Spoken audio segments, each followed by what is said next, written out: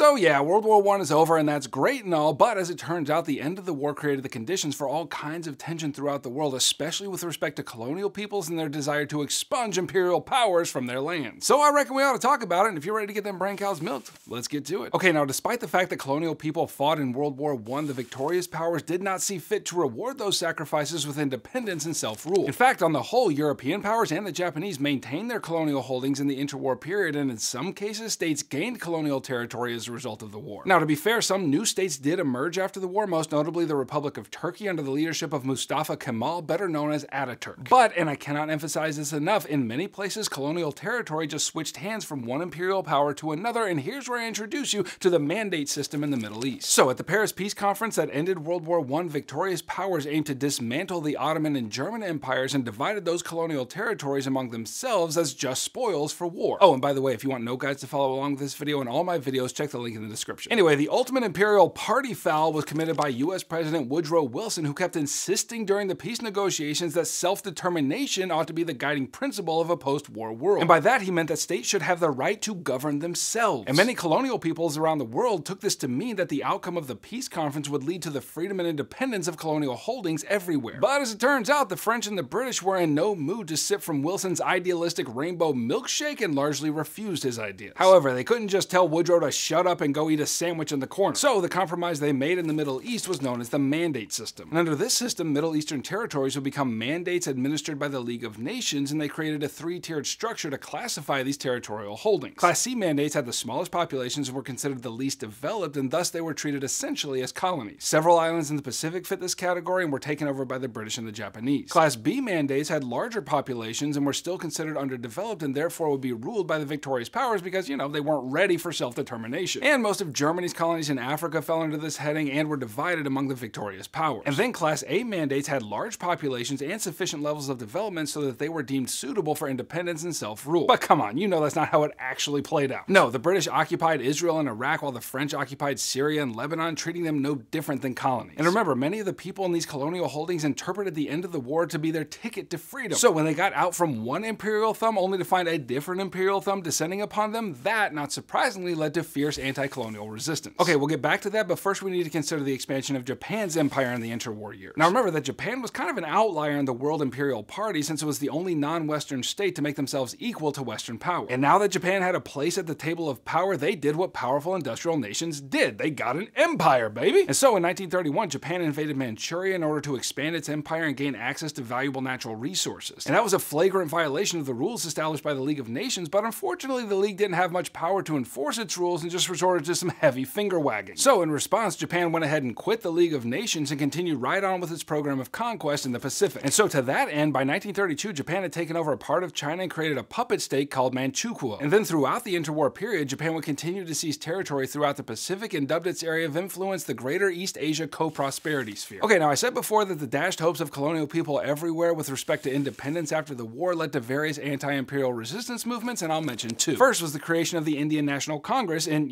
India, which was a British colony. It was formed before the war in the late 19th century for the purpose of formally petitioning the British government for greater degrees of self-rule in India. But Britain be Britain, and despite some weak concessions to the Congress's request, British domination continued basically unchanged in India even after millions of Indian soldiers fought for the British cause in World War I. Now the tide would begin to turn in the 1920s when Mohandas Gandhi became a significant leader in the Congress and would lead Indians in various acts of potent but peaceful protest against British policies. Those acts of resistance would ultimately result in independence, though not until after the Second World War. And then the second example of anti-imperial resistance was the formation of the African National Congress. It was founded in South Africa by Western-educated lawyers and journalists and dedicated itself to obtaining equal rights for colonial subjects in South Africa. And it was influenced by the ideas of Pan-Africanism, which aimed for the equality and unity of all black people across the world. And again, same story here. The African National Congress did admirable work in opposing especially imperial racial policies, but they wouldn't be fully successful until after World War II. Okay, click here to keep reviewing for Unit 7 and click here to grab my video note guides, which will help you get all the contents of this course firmly crammed into your brain fold. I'm glad we got to hang out, and I'll catch you on the flip-flop. Heimler out.